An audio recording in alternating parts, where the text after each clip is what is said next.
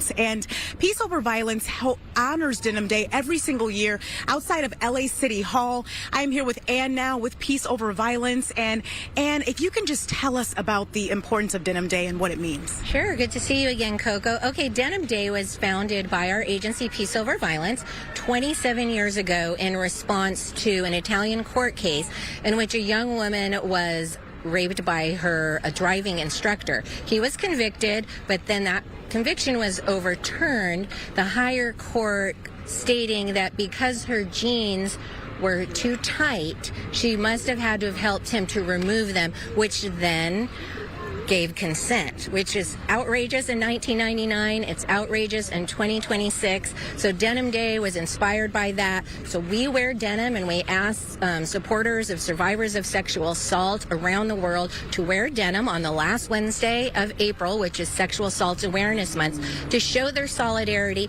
And also Denim Day provides an opportunity for us to acknowledge and dialogue about the serious public health and safety threat that is sexual violence.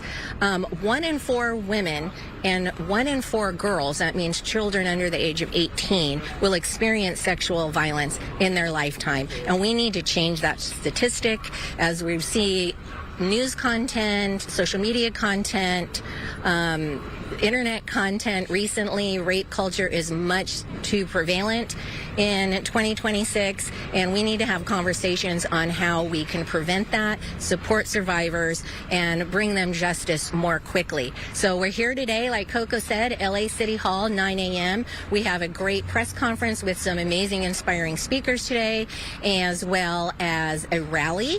Dutch Brothers is here partnering with us this year. They'll have free coffee drinks. Downtown Women's Center, our beautiful partners down the street, their bakery is providing free pastries. We have a lot of activations here. Our new sponsors this year, BET, are here. World Harvest Food Bank is here. And it's just really an inspiring and uplifting day and a way to empower our community and show survivors that we believe them. They're not alone, and for us to get together to do more to protect women and children. Love that. Thank you so much, Ann, for sharing that very important message. And it really is all about empowerment. When you come to this event every year, it really is powerful to see everyone in their denim standing alongside survivors. We will have some local city leaders here today, including Mayor Karen Bass, who will be speaking. So this event kicks off at 9 o'clock this morning. I'll send it back to you. Yeah, very important message, Coco. I wear denim every year this happens to raise awareness. Absolutely. Because honestly, the 1 in 4 is unacceptable. So shocking to hear that. It's shocking. Yeah. One of the things my takeaway, I saw the video and I saw a lot of women. There were barely men out there. I mean, like, guys get involved in this. I mean, it's such a... That's when I will be really encouraged about the change, when I see men and boys there at these kinds of events, because it won't change if all we see are women. That's right. That's a really good point. You know, all the guys are like, oh, let the women do their thing. No, guys, I'm going to get upset because I say this every year. It's like, nothing's going to change until the men get involved. And when men get involved, then we know that the message is getting across. That's right. It's that support, but it's also men can be victims as well. Well, absolutely. Right? But it's overwhelmingly more women. But yes, absolutely. Yes. Absolutely. So let's get the guys out there. Come on, guys. As boy moms, come on. As a boy mom, we have these kinds of conversations. But, you know, it takes everybody to get this to change. It does. Okay. USA. Okay. Let's talk about this beautiful shot here. Good day, LA weather. Yeah, nice. Brought to you by My Home Sold, as we take a look at... Uh-oh, did I switch off my weather? Let me go over here and turn this on properly here, guys. Let's talk about the temperatures, because I know that I kind of went on about that, but it deserved it. Temperatures are going to be in the 50s here in the Midwest and the East, and we do have some severe weather pushing back into the east. We've got some showers here scattered across parts of Texas and the southeast, and it is that time of year. It's April, and we do look for those severe storms, including tornadoes. So we'll be watching that carefully as we get into the afternoon. In the meantime, we're kind of sandwiched in between these three weather systems here. We've got an area of low pressure to our southwest. We thought that was going to bring us some showers. I don't think so. That's going to stay to our south. We've got this ridge of high pressure that's building, and that is what's going to give us some warmer temperatures, and this warming trend continuing into the weekend. That low is going to just skirt to our south. And then we'll get some nice weather Friday, Saturday in terms of warmer temperatures. And then we're watching this area of low pressure that could bring us some scattered showers, light showers, as we get into the early part of next week. The bulk of it, again, staying to the north with more snow for the Sierra Nevada. All right, as we take a look at our beach forecast here, 1 to 3 feet, Ventura County, LA County beaches. On the smaller side, but we always say paddle out or swim near a lifeguard. That's always safe for 1 to 2 plus feet. Orange County, San Diego, great conditions at the beach with plenty of sunshine. 69 on average, getting up to the low 70s on Saturday, and then cooling off a little bit next week as that next storm system could approach with some wet weather. 74 for downtown LA today, staying dry for most part here. There's that little system, like I said, staying to our south. Some areas along the coast could get 10% chance for some light drizzle in the morning. Otherwise, it's going to be dry. 79 for the valleys and the Inland Empire, getting to those 80s Friday and Saturday. The mountain 61 in Big Bear, beautiful all the way through this weekend, and then early next week some extra clouds with that slight chance for some showers. And then out towards the high desert area, 78 degrees, getting to the mid 80s on Saturday. And of course, as we get to the Coachella Valley, a little bit warmer. 90 degrees there today, warming up to around 95 on Saturday. All right, now let's do some TV shout-outs. We missed it yesterday, but here we go. We have a special happy birthday to husband Trey.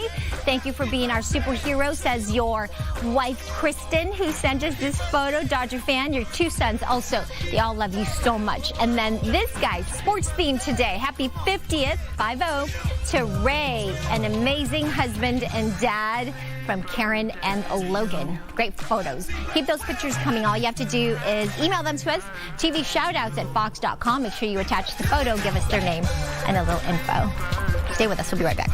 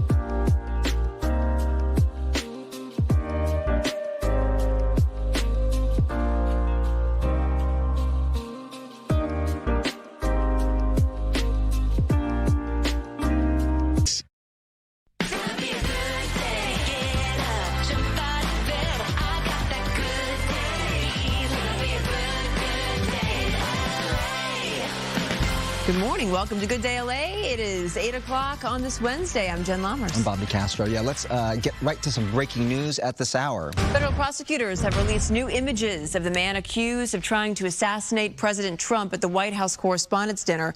Investigators say Cole Allen took this selfie just 30 minutes before he charged past security with the intent to kill.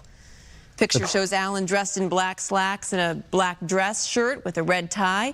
You can also see several items that were later recovered by police, including a bag full of ammunition and a knife. As we know, Allen, who was living in Torrance, is accused of taking a train from California to D.C. with a hit list. The 31-year-old was tackled by Secret Service agents and taken into custody. An agent was shot during the struggle, but is expected to be okay. Allen, by all accounts, highly educated. Many who know him say they are shocked by the charges, saying he was not known to share extreme political views.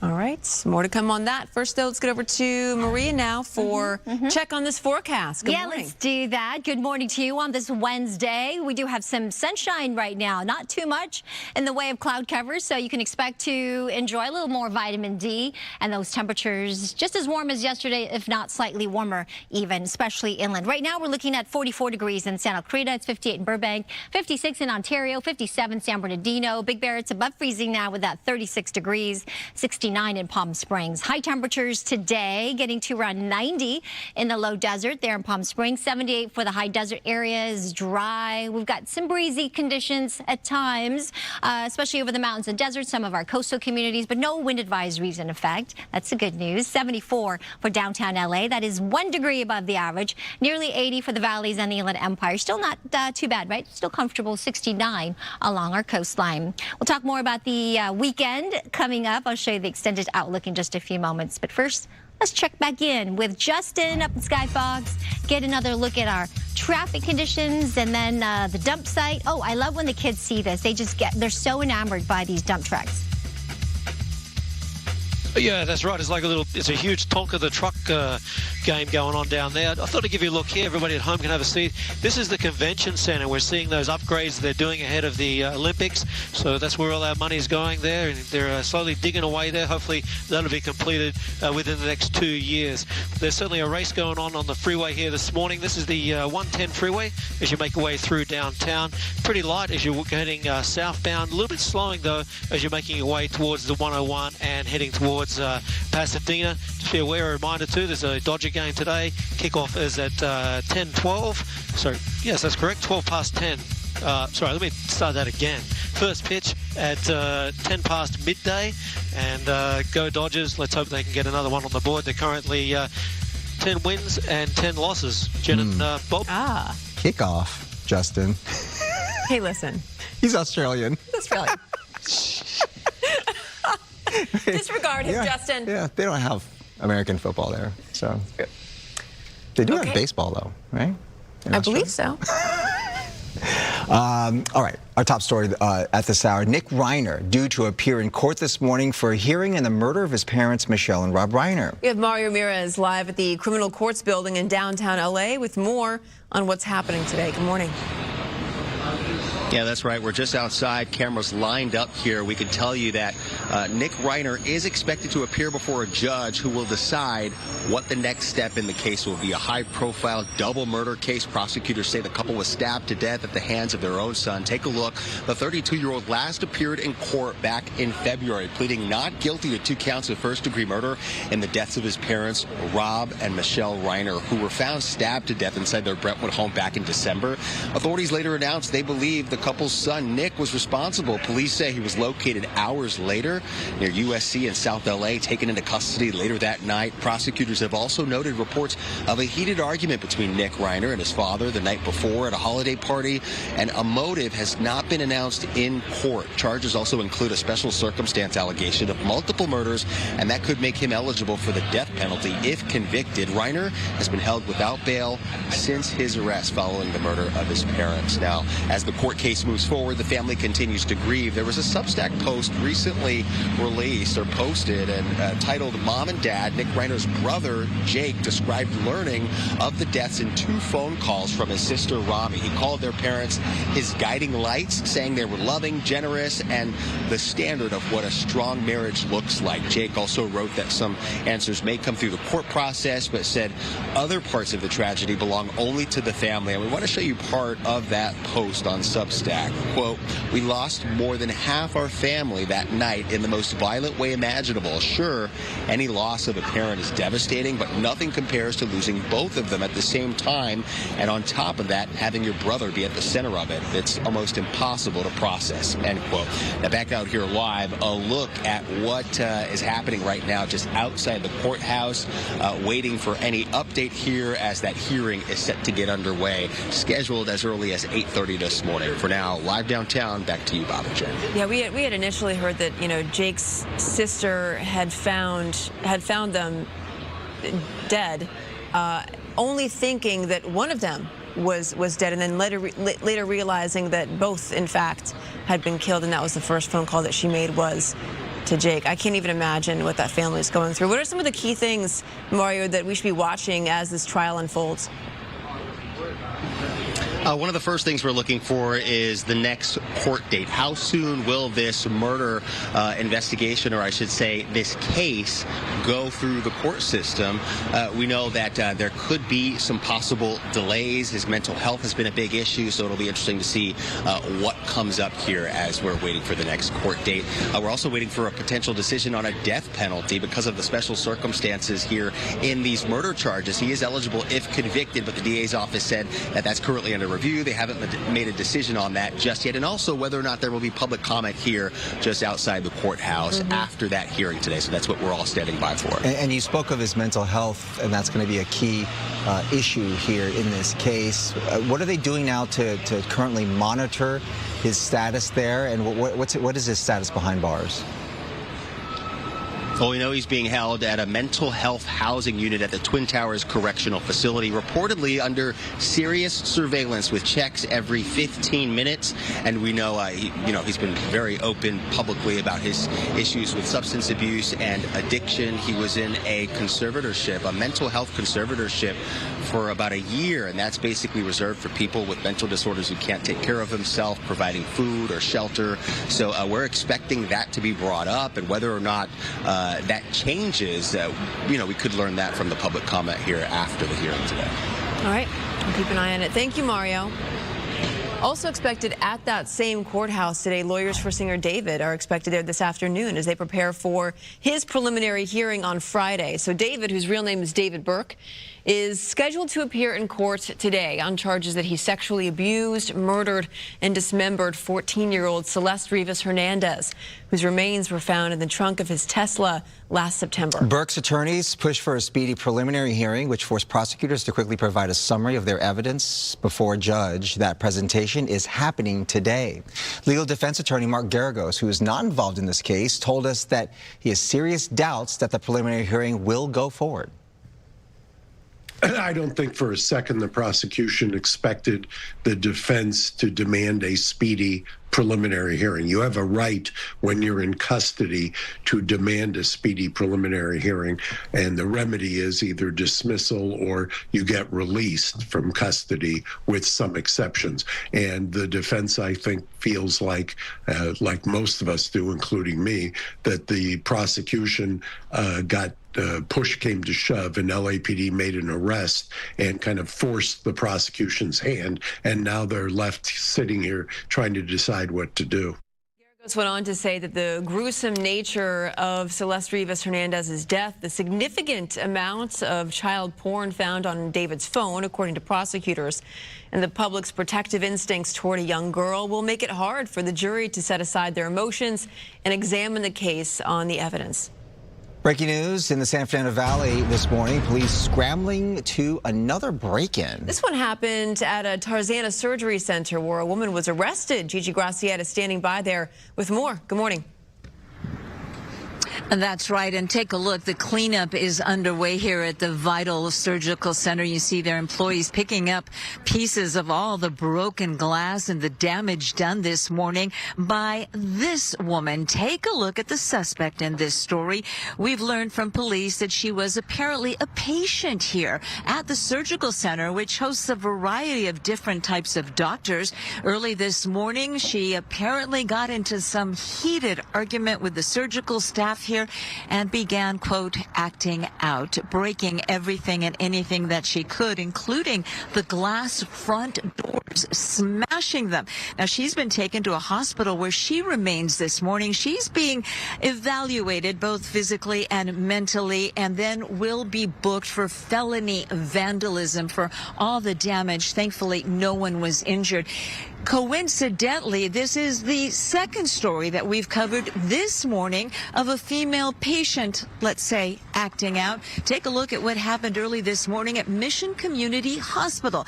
That's where shortly before 2 o'clock this morning, a 38-year-old woman arrived complaining of chest pains. She was being evaluated by the staff, who says she became extremely aggressive with them. And when a security guard approached her, she reportedly pulled out a knife and threatened to stab him. She then locked herself in a lobby restroom, and the barricade was on. LAPD's SWAT team called in as patients were evacuated from the emergency room. Some patients, though, were in critical condition and could not be moved, and we believe they were placed with a police guard to take care of them just in case. The SWAT team negotiating with the woman, using a bullhorn, asking her by her first name, Bianca, to come out. She eventually, thankfully, threw the knife out, and police were able to go in and arrest her. We're told she was also being evaluated both physically and mentally. She's also facing some serious felony charges. So this morning, 2 different cases for the LAPD, 2 different suspects, both of them causing quite a scene and some tense moments at medical facilities. Reporting live in Tarzana, I'm Gigi Graciette. I'll send it back to you. Busy morning for law enforcement, for sure. And for Gigi. And for Gigi. Thanks so much, Gigi. Let's go over to Justin now for a check on traffic. What time is kickoff, Justin?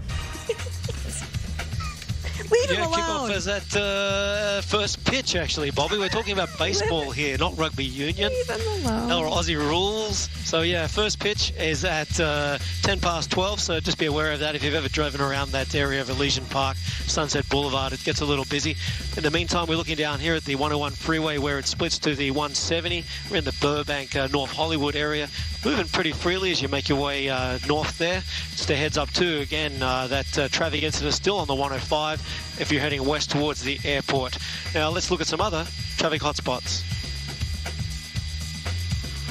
Hello, I'm Adrian Hernandez with MyHomeSold.com, and we want to buy your house cash. We save you money with no commissions, no fees, no repairs, for free, no obligation, as is cash offer. Go to MyHomeSold.com.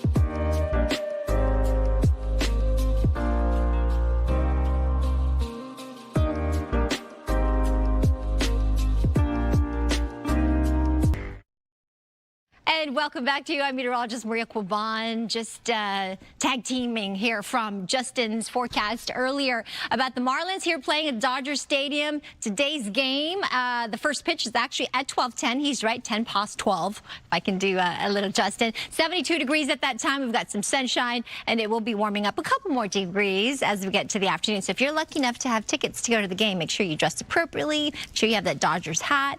Make sure you put on the sunblock today with all of the sunshine and warm temperatures we're expecting. So we've got this area of low pressure to our southwest. We were thinking maybe depending on its track, we were going to get some showers from it. I don't think so. It's going to stay to our south. High pressure will build even more as we get to Friday and Saturday, which will help to produce those 70s and 80s.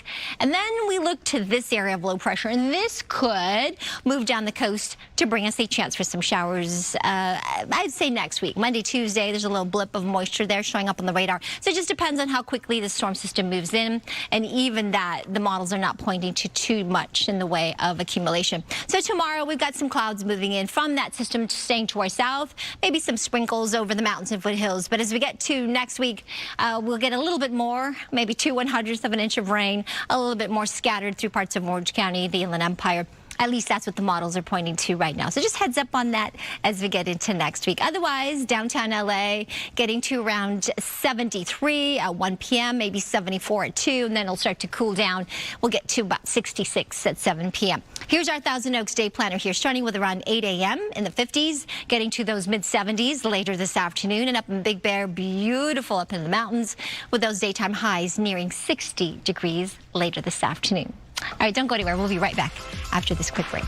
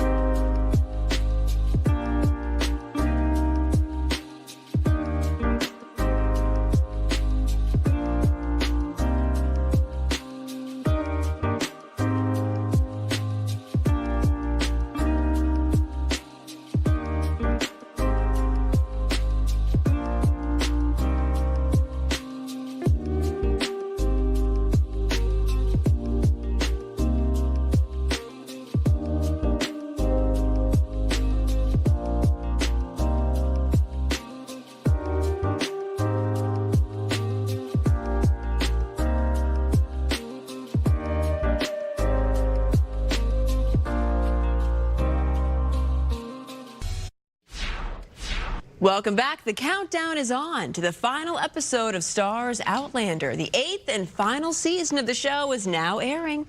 The series finale drops on May 15th. Mark your calendars. If you're not familiar, the show is a romantic thriller about time travel.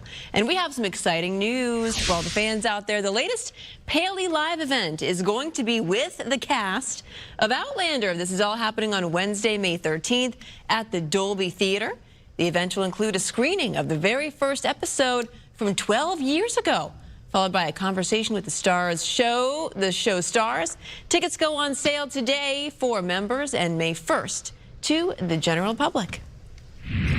All right, it's a big election with a lot on the line for Los Angeles and the state of California. One race that we're closely watching is California's insurance commissioner. Marla Tejas and Christine Devine spoke with one of the candidates, Steve Bradford. I think you're a familiar face to a lot of people around town. Tell us why. Well, I've been elected for 26 years, but I grew up in the South Bay. I served on city council. I hosted a major jazz festival in the city of Gardena that we've been doing for 23 years. So I've been involved in the community since I was a small kid and coached Little League football and baseball for 19 years at the park I grew up. So it's always been about the community and service. So I'm excited about this opportunity. I've encountered you many times before, did not know all of that, but I did know that you're a state lawmaker for many, many years. Why this office, and what could you do in this office that you couldn't have done as a legislator? Well, why this office is because I was really recruited, and I'm about service. It's never been about the title. It's never been about the accolades. And when folks came to me and say, Steve, your skill set is needed so badly here, I took on the call. And what is that skill set? Being able to bring folks together, collaborate, you know, and solve tough problems. That's what I've done for the last 26 years as an elected official.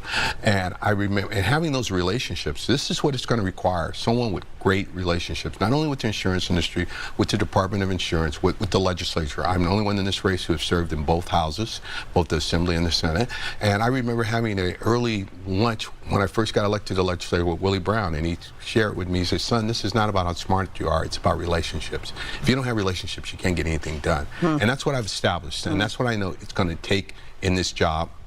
And I've never run from a challenge, you know, from police to certification to Bruce's Beach to Ebony Alert, all those pieces of legislation that people said couldn't get done, NIL, we got it done. Yeah, you are the legislator behind the Ebony Alert, in fact. Okay, the big issue here, of course, is wildfire insurance. I mean, that's a top issue because of the 2025 wildfires. I know you were out in Altadena. You've been out there many times. I'm sure you visited the Palisades fire zone as well. Many of these people, they still have not gotten their insurance payouts. Do you think that insurance companies are doing enough for them? And if not, what would you do differently on day one? It's no excuse for the delays. It shouldn't take 15 months, over a year, to get a claim either approved, denied, or, you know, whatever you're going to do with it. It's taking too long. And that's the frustration that not only consumers and folks who have lost their homes stated, but the Department of Insurance as well. We need to modernize this process so it goes along lots quicker. We need to hold these insurance companies accountable. They clearly state why, if they're delaying a payment or a claim, explain that. Just don't do it arbitrarily or just drag it on out. Also in renewals, we need to have clear explanation on why you're not renewing consumers. Many are left in the dark.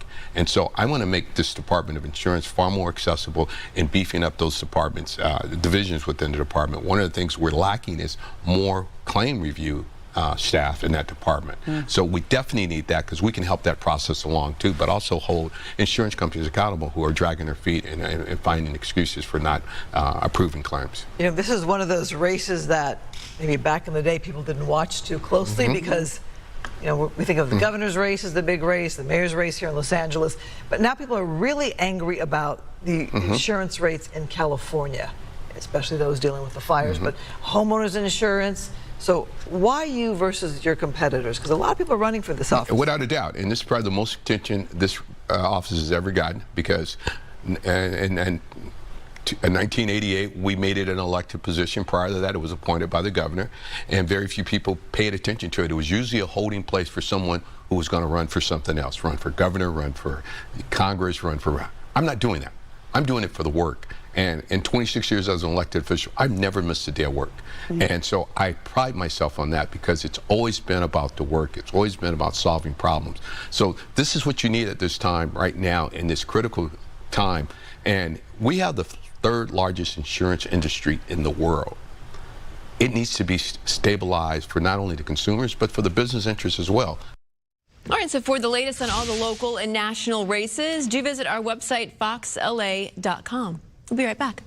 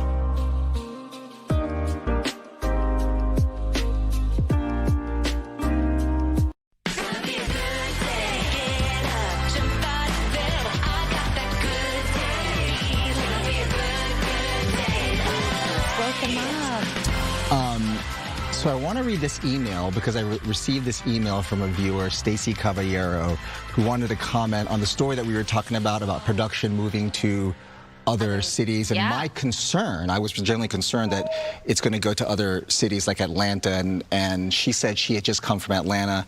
And I wanted to read this because she said, as someone who came from Atlanta recently, the reality on the ground is far more complex. While Atlanta has grown significantly as a production hub, the infrastructure and workforce depth do not match the level of experience, efficiency, and professionalism that Los Angeles crews consistently deliver. That's right. Working there often comes with additional challenges that are not reflected in simplified on-air statements. Los Angeles has been the backbone of the entertainment industry, supported by highly trained crews, established systems, and deep pool of talent across every department. These are not easily replicated, and they are part of what continues to make this city essential to the industry. thank you very much. We asked viewers to reach out to us, so I appreciate those comments. And yes, I'm pulling for LA in every respect. And a lot of them are to have that perspective. Yeah. They're not a lot of non-union, and I'm not, you know, it's not to say that they're not as skilled, but there is a certain skill level that the union has, and the experience and how they do things. So it cannot be replicated. We all want them to come back here, so hopefully, you know, a lot of accommodations will be made. Yes. You know, tax breaks, more and more. So thank you, Stacy. Thank you, Stacy, and welcome home. She's back, right? Yeah, she's you said back. that. Welcome home. Yep. Okay, we heard Grogu. I'm sorry. This is actually my fault. I don't know how to turn him off, but do you? Aw, it's okay. He's coming up at 8:35. Okay. All right, let me go do a little bit of weather, and you guys can talk to Grogu, because since he's up, maybe he's hungry. Let's talk about our gradual warm-up, guys. We've got some sunshine. He's cute. We've got some warmer temperatures today, and it will get warmer as we get into the weekend. Breezy conditions at times, but no wind advisories in effect. And temperatures peaking this week Saturday with those numbers in the 70s and 80s. Right now, it's about 60 degrees. Downtown LA, relative humidity 78. Those winds coming out of the east, northeast, so slight offshore flow, but very light. Yesterday, as we take a look at the month of April here, we did reach a high of 74 degrees, and so we're going to look for something like that today. And notice we only have a couple more days left of April, and we will welcome a new month on Friday. We've had 3 rain days so far this month. Not too bad, 38/100th of an inch of rain. Maybe we can add a little bit more as we get into early next week. But we're doing well. This season, we have received almost 19 inches of rain, so we still have that surplus of over 5 inches, and maybe we can add a couple more, 1/100th of an inch as we get into next week. But today, dry. 74 degrees. That sunset at 7:35 later this evening. These are the highs we're expecting today. 81 in San Bernardino. Warmer in Palm Springs, 90 degrees. 61 in Big Bear, 76 in Burbank. I can hear it from here. 79 in Woodland Hills to that 71 in Santa Ana. All right, I'll show you that 70 forecast in just a couple minutes. But first, let's check in on traffic. Samada's back in studio for the look at our freeways. Hey, Samada. Good morning, Marie. Good morning, everyone. We do have a problem spot if you are in the Corona area, if you're planning on heading there. We do have a semi versus a vehicle. That vehicle is in the center divider area on the northbound stretch of 15 at the 91, and that semi is blocking a few lanes. So just a heads up on your ride through that stretch. We have tow trucks on the way and a real-time traffic look at how much time you need to get to your destination, especially if you're leaving downtown to get to Santa Monica. Northbound 110 from the 405 going inbound. Give yourself 33 minutes, and a snapshot of that 91 at the 57. Nice and clear for right now. Not too bad there. Back to you two. All right, thank you. So new this morning, there's been another 7-Eleven robbery. This one happened this morning in East LA on East Olympic Boulevard. 2 suspects dressed in dark clothing entered the store, and one jumped over the counter, stealing 2 cash registers filled with cash. The same thing happened yesterday at 2 other 7-Eleven stores, one of them in the Palms neighborhood, the other in Westlake. Police have not said if the same suspects are responsible for all 3 robberies. All right, so at Denim Day in downtown Los Angeles, legal help is front and center as advocates inform survivors of their rights. Coco McAvoy is live there with a look at those services and what's available. Coco. Hey there, Denim Day is such an important movement. It's all about ending sexual violence and standing alongside survivors and advocates to really talk about the issue. And the issue is big. We're talking about 1 in 4 women who experience sexual violence. I'm here with Liz now, who provides legal services. And Liz, if you can talk about why Denim Day is so important to recognize every year. Yeah, absolutely. Denim Day continues to be one of the biggest platforms that we have to continue to show up for survivors and let them know that there are still organizations like Peace Over Violence and countless others in LA County that are ready and willing to help them. That includes survivors who have recently been the victim of rape or sexual assault, and maybe people who up to now are just able to find their power and are willing to come forward. Yes, and we were talking about services too, and the need to make sure that that continues to be available to survivors. Yes. Largely underfunded, largely in need, and we just need to continue showing up for them to let them know, like, the door is always open, the help is always here, and you are always able to use your voice to ask for help. And for people who haven't experienced Denim Day, and everyone should, what is it like when it's underway? Oh man, well, one, the energy in the space is just beautiful, right? It's supportive, it's welcoming, it's nurturing. It helps folks like us who are service providers be around other people who are still fighting this battle after decades and decades of fighting this fight. And support survivors come forward during this time to also share their stories with us and to just have a sense of camaraderie and support. Thank you so much, Liz, for speaking with us and talking about this very important global movement at this point with Denim Day happening right outside of LA City Hall. Peace Over Violence organizes this every single year to honor Denim Day.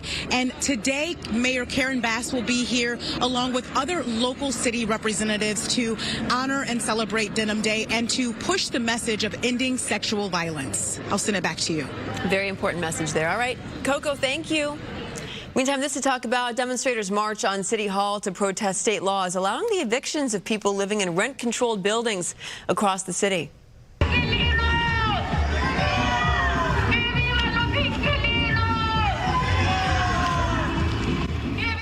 The LA Tenants Union says the no-fault evictions unfairly target immigrants and seniors.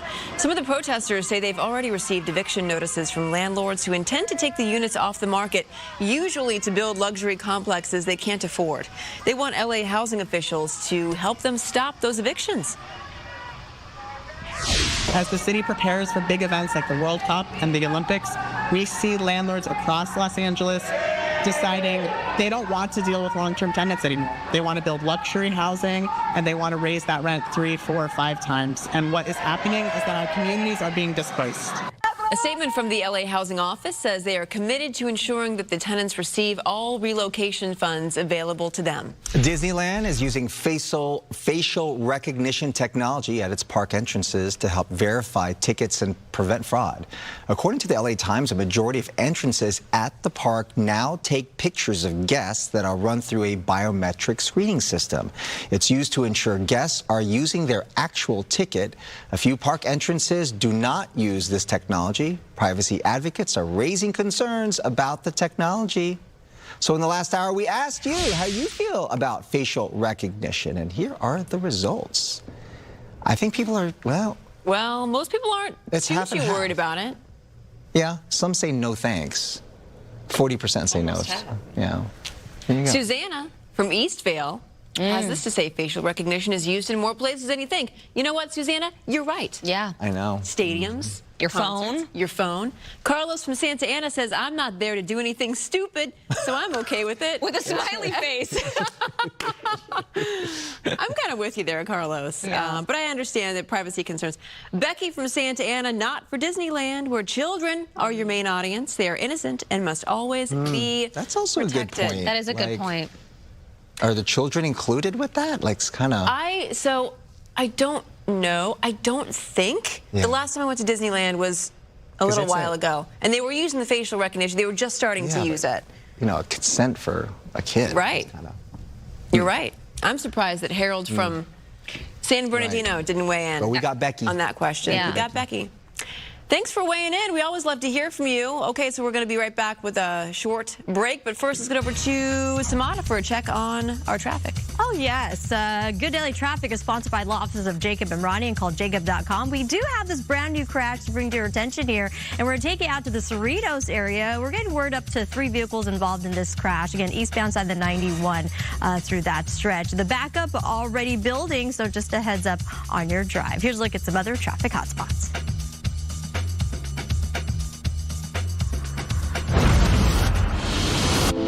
I looked up and just ran. Maybe we need to seek somebody who does have the expertise to be able to guide us through the process. If you're getting to an accident, you're in good hands by dealing with Jacob and Ron. Call Jacob.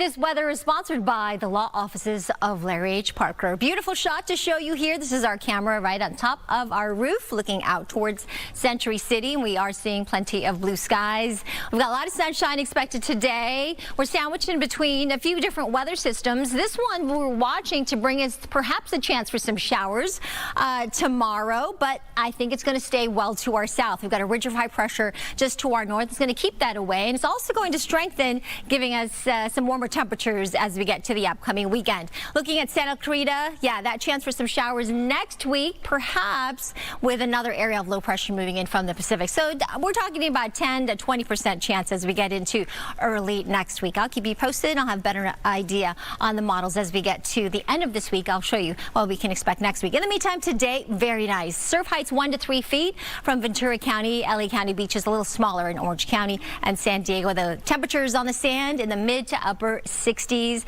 You can see as we look at the extended outlook, that chance for some showers really Monday, Tuesday of next week. And again, it's pretty low, 10 to 20%. 74 degrees for downtown LA. That's what we reached yesterday. So we're right at average. And then we're going to warm up to above average by the end of the week and into the first part of the weekend. 79 in the valleys and the Inland Empire, warming up to the low 80s, as you can see here by the end of the week and the weekend. Mountains beautiful, 61 up into Big Bear. And as we look at the high desert areas, lots of sunshine, of course, 78 degrees there with temperatures warming up to the mid 80s. And then out towards the Coachella Valley in the low desert, Palm Springs will be around 90 degrees later this afternoon. Back to you. And I've got something special for everybody. The LA County Fair is back, celebrating its 104th anniversary. The fair kicks off May 7th and runs through the 31st. It's time for corn dogs and cotton candy, carnival rides, and furry four-legged barnyard friends. All that and more at the country's largest county fair and the best entertainment in Southern California. For more details and tickets, go to lacountyfair.com. And speaking of tickets, Good Day LA wants to hook you up with 4 tickets to the LA County Fair and tickets to see Brad Paisley at the fair on Saturday, May 16th, plus the $50 food voucher.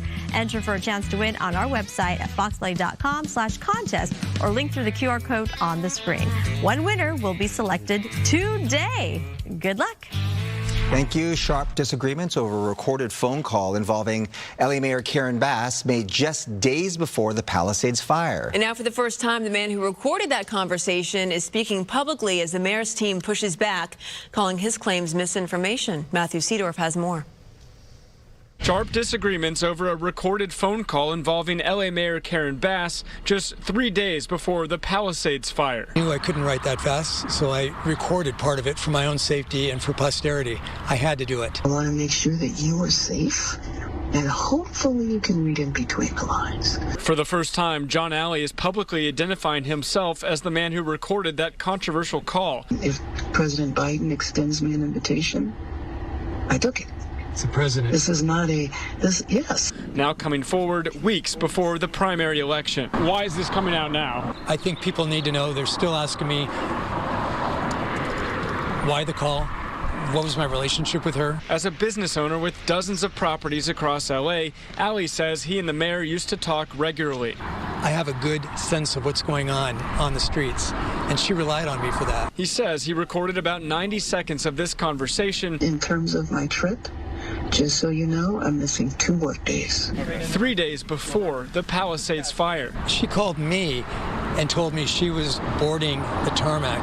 What was it about this phone call that made you want to start recording? Her tone. When I am able to talk, I will be happy to go into great detail. According to the mayor's team, the phone call wasn't about fire danger, but about law enforcement operations at MacArthur Park, saying the call was keeping constituents updated about important city matters. She's saying that this whole phone call was about law enforcement operations at MacArthur Park.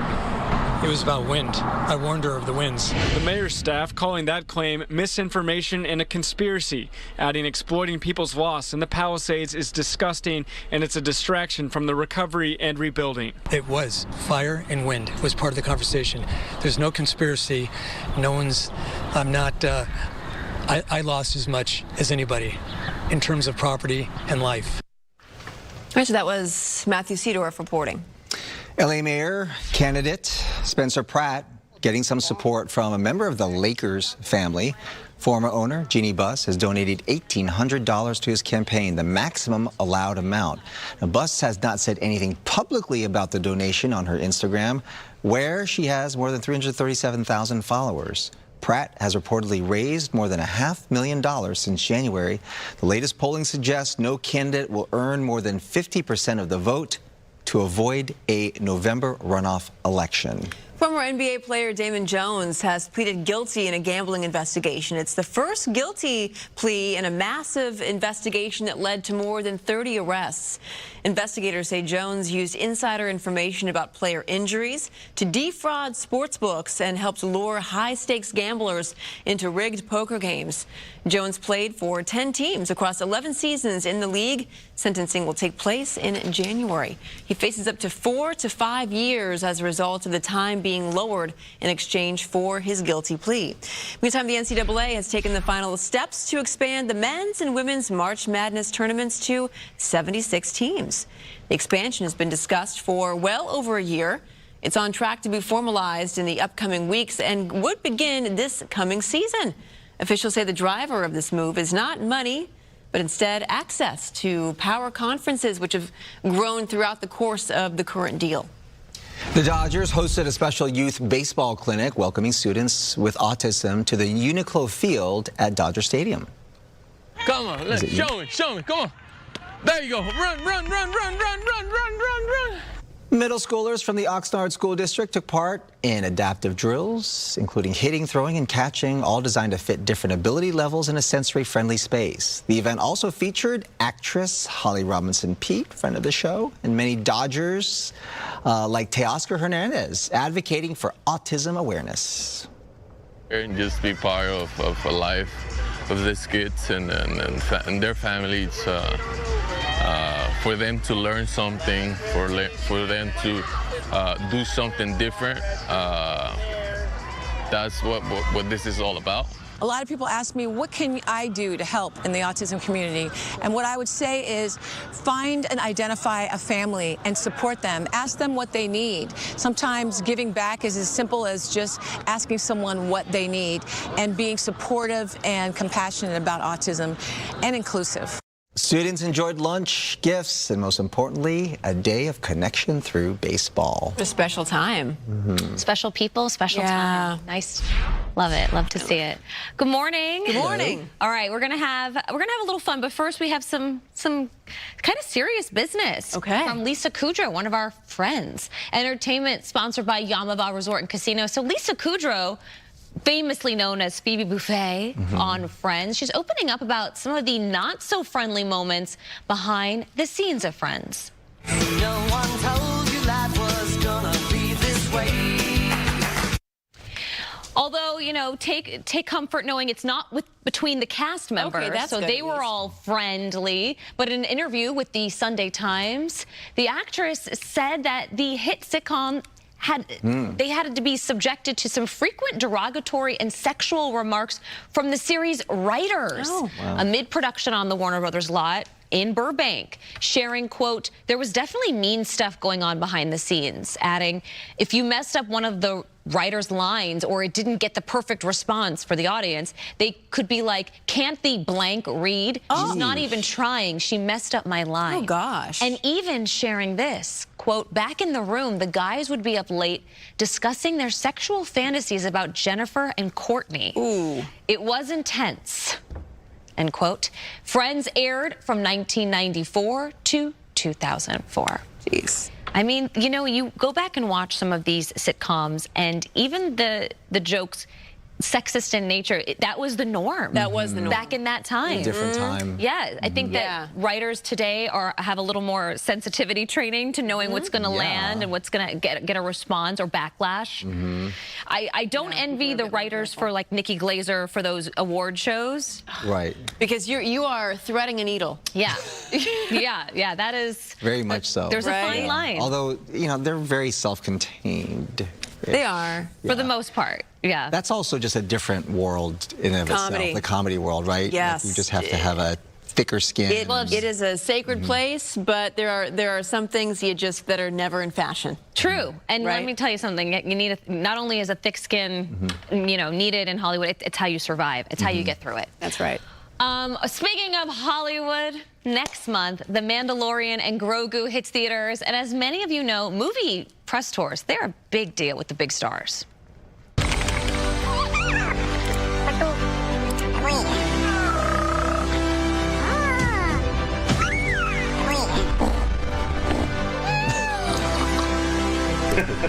I'm sorry, I can't focus at the moment. We are rolling. All right, get it. That? Yeah. On everything. Copy that. Roll, please. That's great. Right there.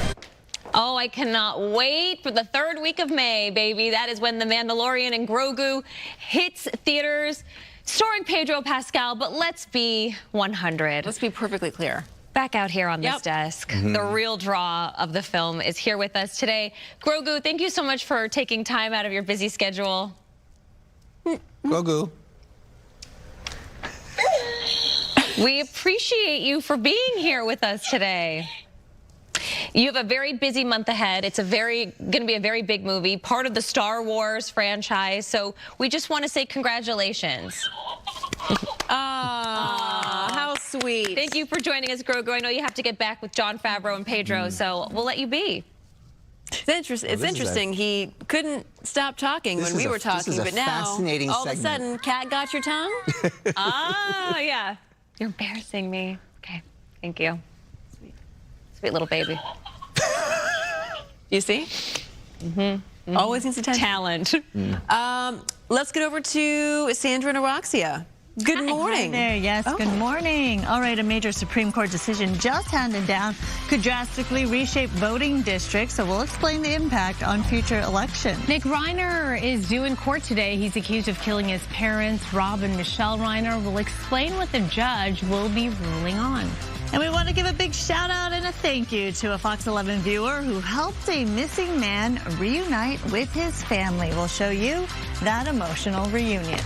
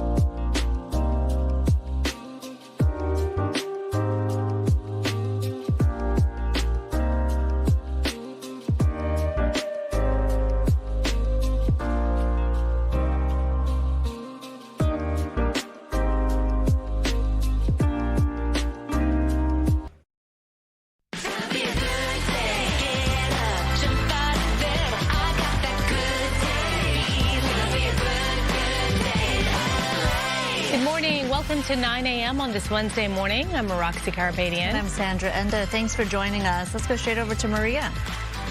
Yeah, let's talk about our weather. Good morning to you. I'm meteorologist Maria Quaban. We've got some mostly fair skies. We've got a lot of sunshine. That means temperatures will be warming up today, a little bit warmer even than yesterday. You can see that here in Pasadena, 63 in Corona, 49 in Big Bear to that 76 currently in Palm Springs. Eventually out in the low desert, you'll get to around 90 in Palm Springs. 78 in the high desert areas, mountain 61. We'll have some stronger winds or breezy conditions, if you will, for the mountains and deserts, but staying below advisory criteria. 74 is what we're expecting for downtown LA, Inland Orange County, similar to yesterday. 79 for the valleys and the Inland Empire to around 69 at the coast. Will this trend continue into the weekend? I'll let you know coming up in the complete forecast. Back to you. Maria, thank you. Just breaking news this morning. Federal prosecutors have released new images of the man accused of trying to assassinate the president at the White House Correspondents' Dinner. Investigators say that Cole Allen took this selfie just 30 minutes before he charged past security with the intent to kill. The picture shows Allen there dressed in black slacks, a black dress shirt with a red tie. You can see several items that were later discovered by police, including a bag full of ammunition and a knife. As we know right now, Cole Allen, who was living in Torrance, is accused of taking a train from California to Washington, D.C. with a hit list. The 31-year-old was tackled by Secret Service agents and taken into custody. An agent was shot during the struggle, but is expected to be okay. Allen is highly educated, and many who know him say they are shocked by his charges, saying he wasn't known to share extreme political views. Two medical patients throw a fit in unrelated incidents in the San Fernando Valley this morning. One incident closed down a hospital emergency room for hours, and the other ended with major damage to a surgery center. Let's go straight out to Gigi Graciette live in Tarzana. Gigi? Good morning. Take a look. We're behind the Vital Surgical Center here in Tarzana. This is on Ventura Boulevard on the backside, and you may be able to make out that one of the doors is actually missing, and that's because all the glass was broken out. It's been cleaned up now, but take a look at the suspect in this story. This all happened around 5 o'clock this morning, with police confirming that the suspect, the woman you see there in handcuffs, was actually a patient at this surgical center. They have a variety of doctors here.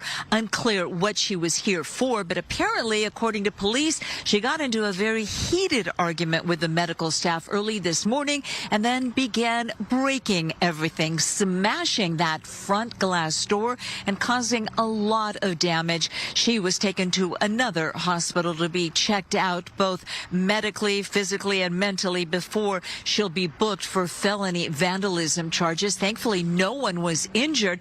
Now, just hours before, a similar incident, this one happening at Mission Community Hospital, where just before 2 o'clock in the morning, a 38-year-old woman showed up complaining of chest pain. She was being treated by the medical staff. When they told police, she became extremely aggressive with them. And when a security guard approached her, they said she pulled out a knife and threatened to stab him. She then barricaded herself in a bathroom inside the emergency room. As LAPD's SWAT team arrived, the evacuation of patients began. Certainly some tense moments. That's because there were some patients that were in such critical condition they could not be moved. So police officers were assigned to take care of them just in case. That barricade lasted several hours, but thankfully the SWAT team negotiated with the woman named Bianca. We could hear her name being used on a bullhorn.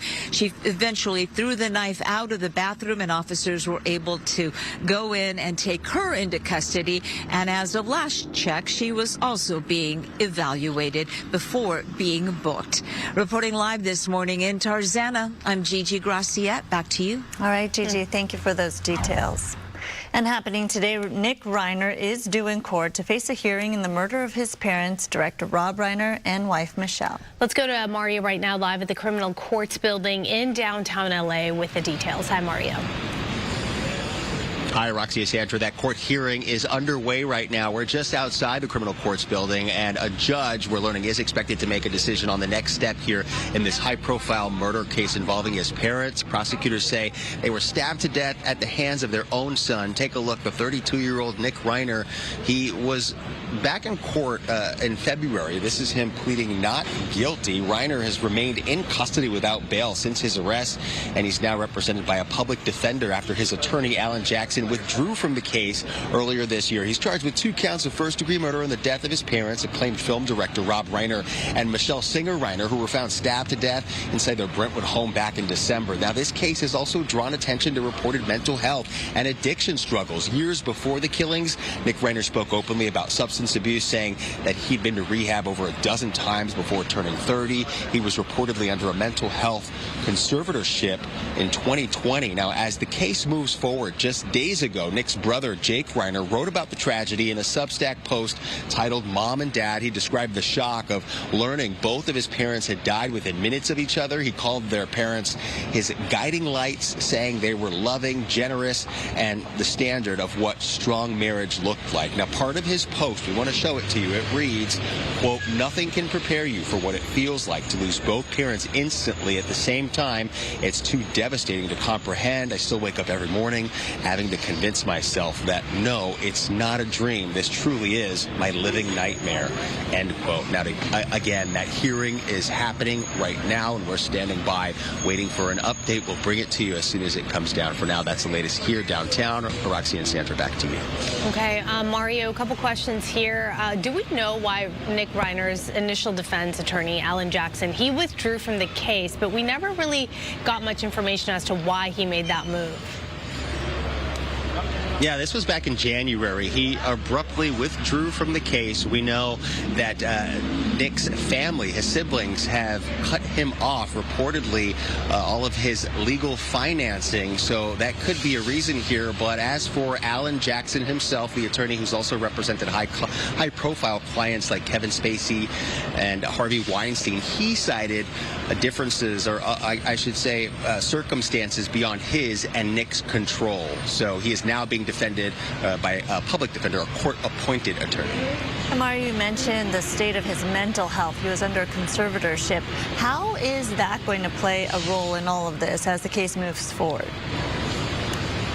Well, that's expected to be a central theme here for the defense, but it'll depend on what the defense wants to argue here. It's been reported that Nick at different times was diagnosed with schizophrenia, even reported that his medication was switched in the month leading up to the killings. And we know he's been very open about his substance abuse and addiction issues. He worked with Rob Reiner in 2015 on the film Being Charlie, which was inspired by his own experiences. So again, the defense would have to prove, if that is the direction they're going in, that because of mental health issues or a mental health disorder, he didn't know right from wrong. So we'll see how that plays out, of course.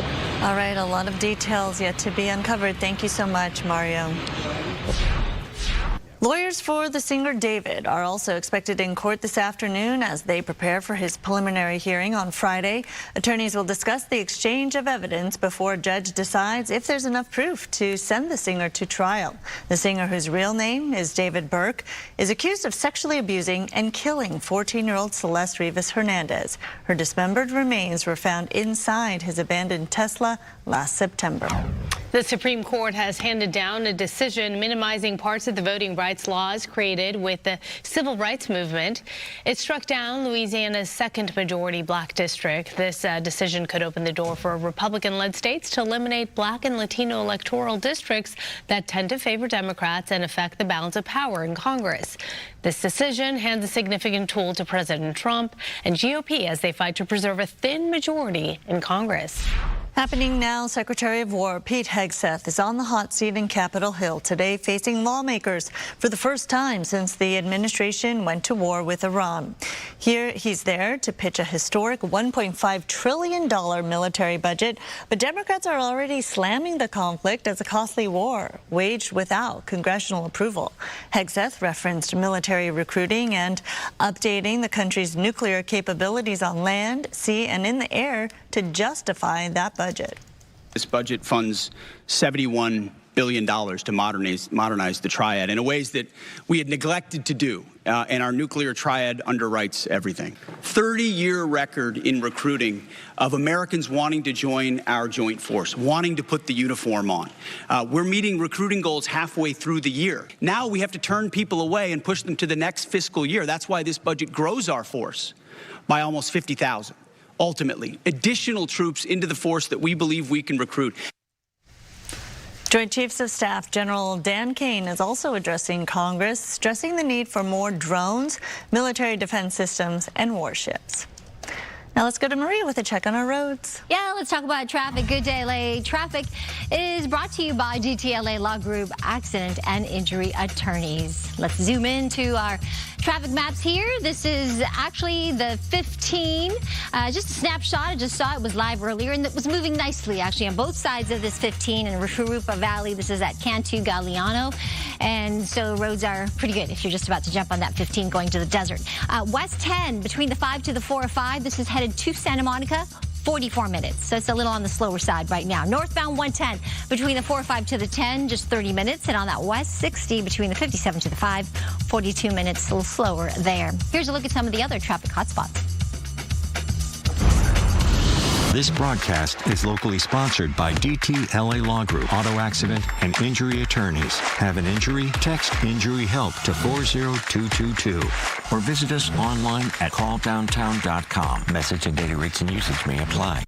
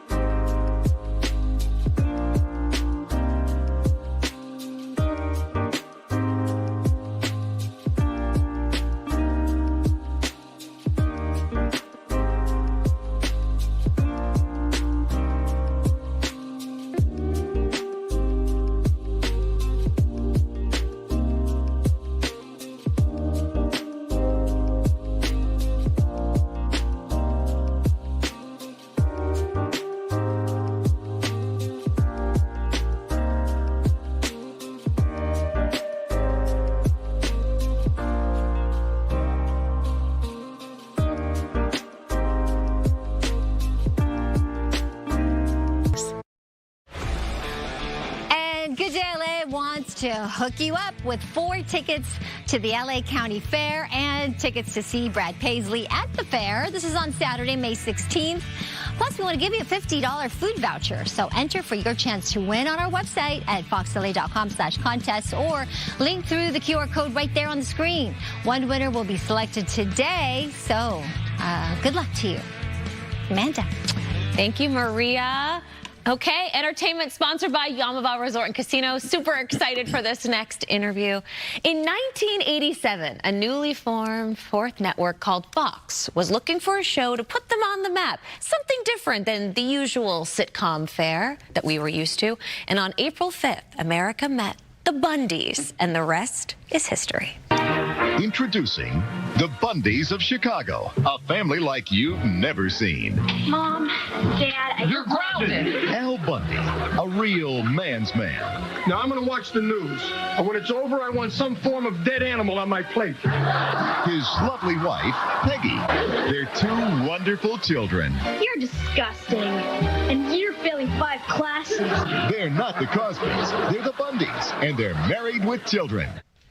Oh my goodness, what a flashback. Married with Children. It definitely courted controversy, but it was a smash. Viewers watched the show for 11 seasons, and they watched the cast grow up, including our next guest, David Faustino, a.k.a. Bud Bundy, the baby Bundy of the group. And David and the rest of the cast are getting back together May 9th at the Orpheum for the Married with Children cast reunion. David, welcome to Good Day LA. We feel like you're family because you are part of the Fox family. That's right. You were remarking, watching that, the announcer's voice. What did you feel watching that clip? Oh, man, so old school. You said, you know, we have the baby Bundy here. Yeah. You know you've been around a minute when the baby Bundy's over 50. You are, but you know what? You'll always be Bud for us. You know? Yeah, yes. For better or for worse. You are an LA guy born here. Your father was in the industry, a costumer, so you basically grew up on sets. Literally grew up on sets. I mean, all my siblings were actors as well and are still in the industry. And, you know, I started all the circuit back then. Little House on the Prairie, Love Boat, Fantasy. So I grew up, and then, you know, Married with Children came around when I was 12. I auditioned for it, didn't get it the first time. Wait, really? Yeah, they had 2 other actors playing Bud and Kelly. And then, like, they snuck me in again, and the rest is history. I think they made the right choice. I hope so. That first season, I mean, it was new, it was raw, it was different. Was there that pressure to succeed, especially because, you know, some people said, ooh, wow, I don't know if this is like everyday family programming, but I love that about it. Well, I think that was what was cool about being on Fox, is that it was so new that the network allowed the writers to get away with things that no one else had done before. Edgy. Yeah. Very edgy. Yeah. And we just knew it was fun, because, like, when I read the script, even at 12 years old, I was cracking up. So we knew we had something hilarious, but we didn't know it was going to take off the way it did. Yes. Yeah. Katie was on the show a couple weeks ago. Yeah. We loved seeing her, and you know, her face lit up when we were talking about the show, and she was saying that there was times where you guys did everything you could not to break into laughter. Oh my gosh, it was rough. I mean, there's one episode where it's our Christmas episode. The Santa, yes. Yeah, she was telling us. And we couldn't keep a straight face. Even when you watch it, you can see Ed just break a little bit and look at the camera, like, yeah. And that was a funny moment because they had this life-size dummy on hooks, and you know, and every time it landed with that thud, we cracked up. Oh yeah, of course. I mean, what a masterclass of acting in and of itself, working with Ed, Katie, and Christina. Oh, yeah. I mean, I learned on that set. I hadn't done sitcoms. I had done, like I said, well, I did an episode of Family Ties, but other than that, I had done, like, all kind of dramas. So I learned on that set, and like you said, I learned from the best. And I would just kind of mimic Ed, and we're the coolest. Yeah, ow. And we're all still very close. That's what's cool. Love that. Extremely Wanted to ask you about that. And that's what she said, too. I mean, you really are a family. Yeah, we never, you know, I guess there's a lot of shows where you kind of, it ends and you kind of go your separate ways. But we were together so long and have been through so many things together, personal things and everything, that we just remained super close, and we are to this day. I love hearing that so much. Another character of the show that we get to hear in every episode is the audience. Oh, yeah. You get to hear the audience laugh. Nothing beats a live sitcom audience. As a kid, getting to perform for all these people and hearing them all week, right? And you do these jokes, and they were funny. But when the audience is there, it literally brings another life into it. It boosts it. It boosts it, and you try things in the moment because you're kind of in the flow that you never even tried in rehearsal, but you know it's right. It's such a great moment. And they got a little rowdy sometimes. Oh, my God. Were they serving beer in that audience? They were coming in lit up. They were coming in hot. Lit up. Yeah. And it just like, well, we did this, we'll talk about the reunion, but we did this Married with Children reunion. Yeah. And I mean, it was like going to a wrestling match. It was just bananas. In the best way possible. Oh, it was great. So my producer asked this question in the newsroom, and I want to ask it to you. Do you think in 2026 we could have a show like Married with Children? You know, I think you could do something similar, but it would have to, there'd have to be a few jokes that you kind of push. You could get away with a couple more things, maybe. Maybe, yeah. And other things would have to go by the wayside. Right. Also, is it streaming? Is it on prime time? Exactly. If it was streaming, you can get away with more things. But still, Ed, you know, had some offensive views, especially of the French. Why? I don't know. Right. And not only was it a hit, it surpassed a lot of other shows. 11 seasons. More than the Cosbys. More than Friends. Wow. I mean, 11 seasons. Did that surprise the cast and the crew, or were you not surprised at all? I think we were sort of surprised come season 8, 9. Sure. You know, we're going again. Oh, again? Yeah. But we had so much fun on that set, all of us, that it wasn't like going to work. When they kept renewing it, it wasn't even a question of like, do we want to do it again? We were in. No question. Great job. Yeah. From the producers, Ron and Michael, on down. On down. And now you guys get to reunite for this reunion. I mean, what can the fans that have stuck by you guys for decades expect? But also, how is it opening the door to a new fandom?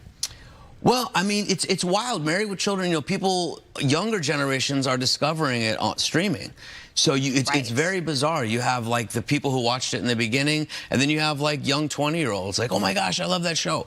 But what fans can expect at this reunion is pure pandemonium. Love it. A lot of laughs, a lot of stories. Debauchery. Ed is a great storyteller. Yes. He kept us going on that set. So he'll be telling a lot of stories. Okay, love that. Story time's great. Story time's great. We have the original moderator that was the warm-up guy from Married with Children. You know what? Thank you for saying the warm-up guy, because that is such an important job when you're during a sitcom taping. They're usually long, and the warm-up guy has to keep the audience engaged. Yeah, he was great. Jim O'Doherty, he's a genius. Oh my, you guys really are a family. Yeah, we really are. Loyalty. Yeah, exactly. I love that so much. Okay, it's May 9th.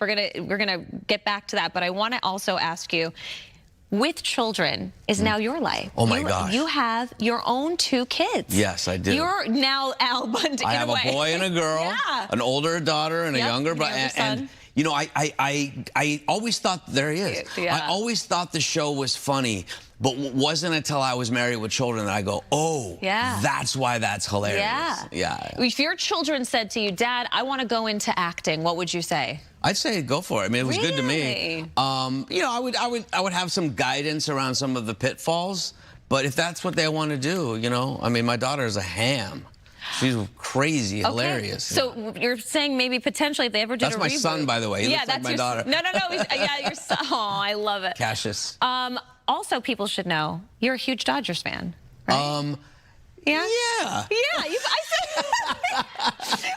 I mean, you know, I wasn't raised on sports. But you're an LA guy. But I'm an LA guy, so I'm loyal to the LA team. Yeah. Are you a big Dodger fan? We're big Dodgers fans here, so we want to ask Dodgers. LA, born and raised Dodgers fan. Are they going to get a 3-peat this year? Oh man, that would be really cool. That would be super cool. Yeah, I really hope so. I hope so too. Partying in the streets. Thank you for Bud Bundy visiting us on Bundy. Thank you. Here too. You can never forget the address now. That's right, Bundy. Yeah, Bundy. every time I pass it, I'm like, oh, there we go. And then, okay, last thing before we go to break. When you're out shopping at the mall and you hear Love and Married, what goes through your mind? Younger people think that's just the theme song. They don't even realize it was a song before, you know, the show. Right.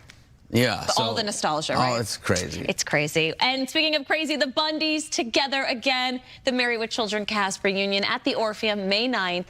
For tickets, go to netflixisajokefest.com.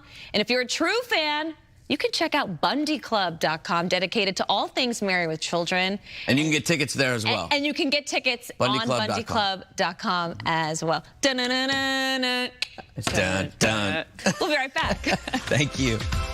So fun. It's like my childhood watching that. Ow. Oh.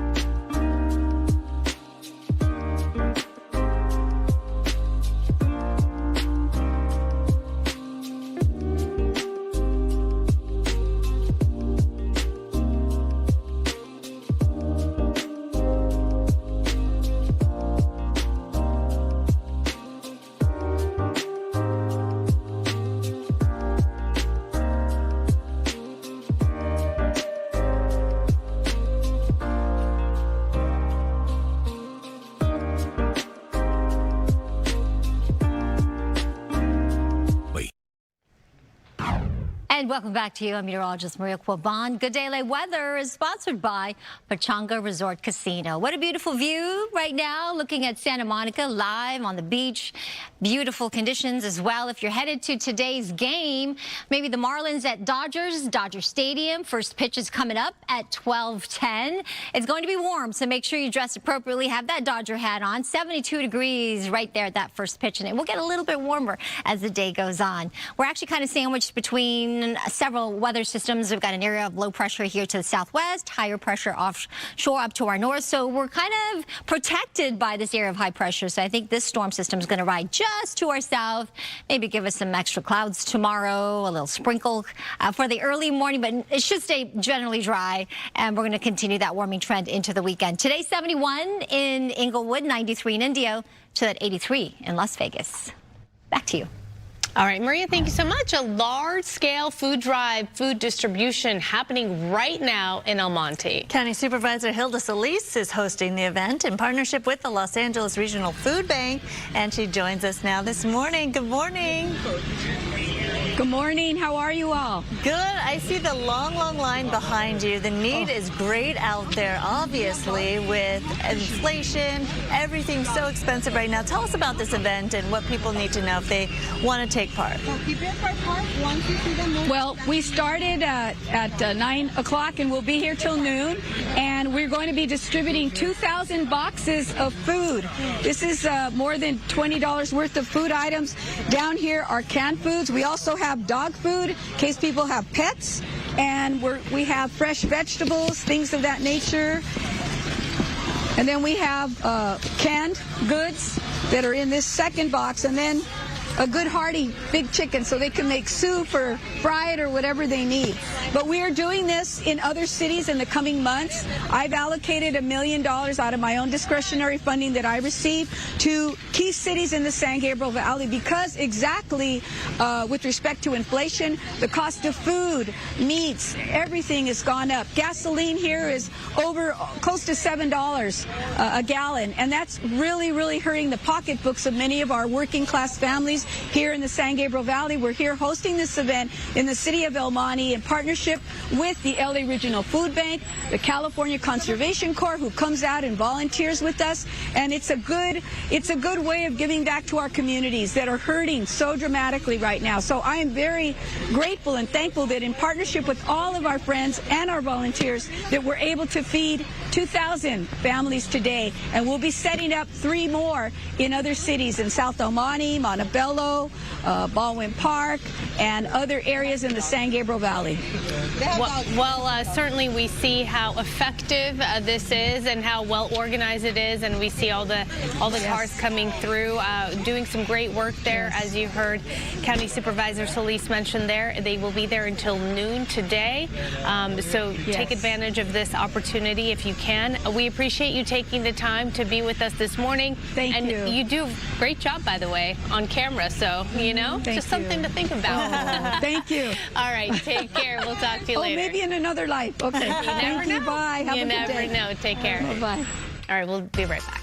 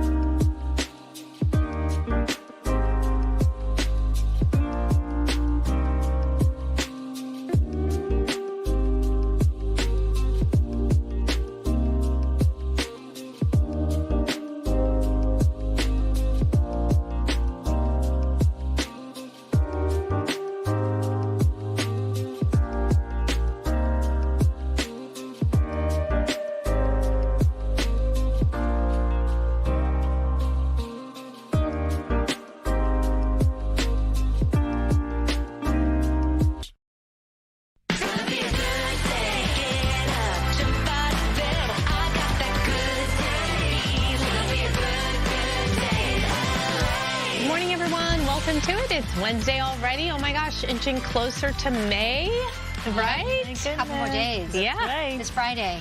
And then what, May It's gray? mind-boggling. Hopefully, yeah.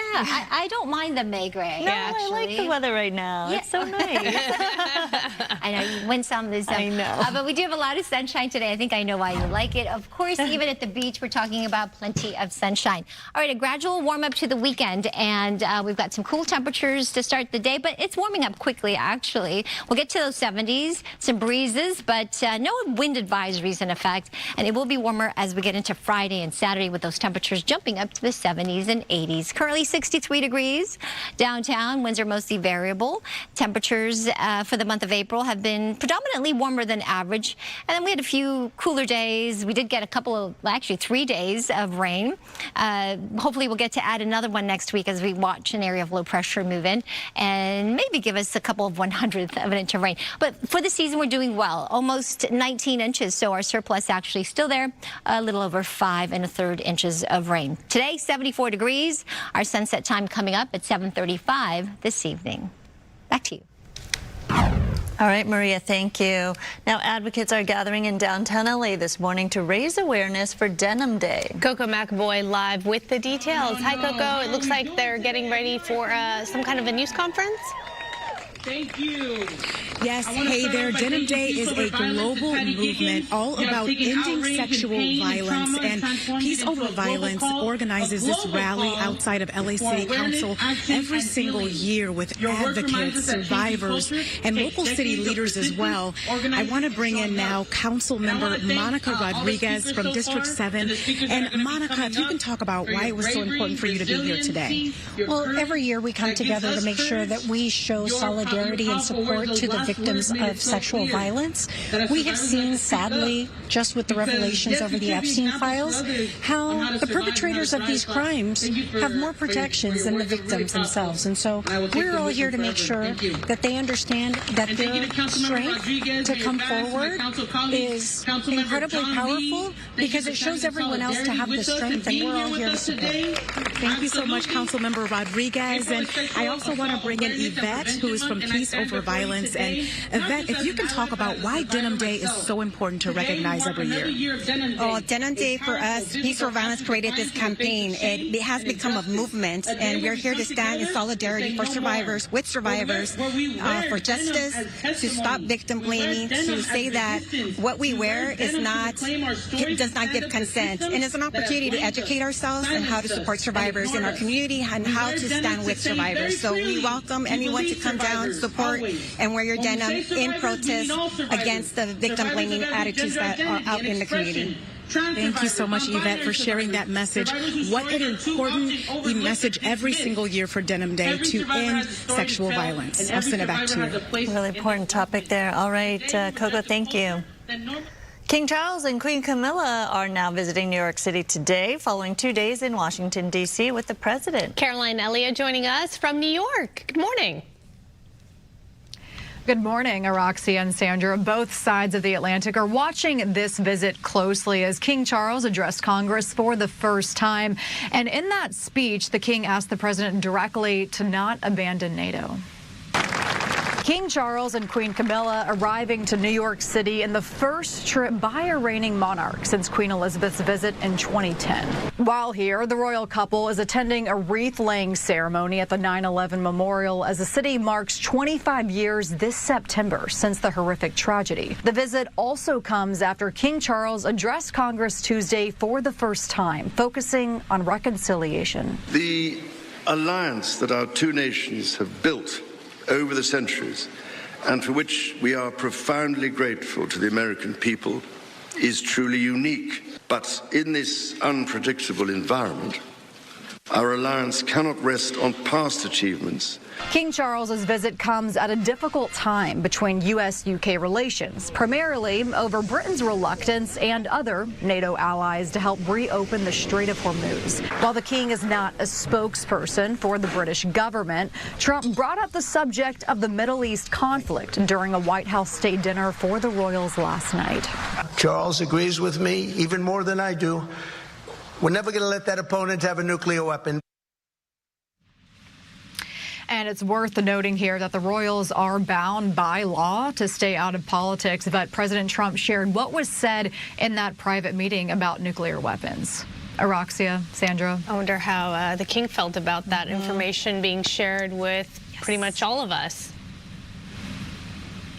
Yeah, it's unclear at this point. We're still looking around to see any kind of reaction overseas on what was said. But again, we do know bound by law to stay out of politics, to stay neutral in the public eye. So this is, we imagine, one of the firsts for the king. Yeah, and likely, as we know, likely won't hear what his real thoughts were that this information was shared. All right, thank you so much, Caroline. Appreciate you.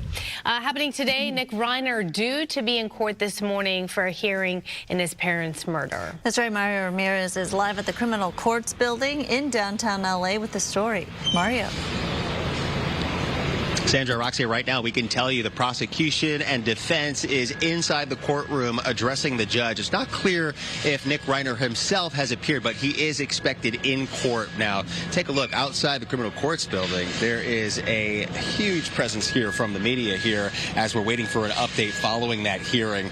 Meanwhile, take a look. The 32-year-old Reiner has pleaded not guilty to 2 counts of first-degree murder and the deaths of his parents, filmmaker Rob Reiner and his wife Michele. He was in court back in February.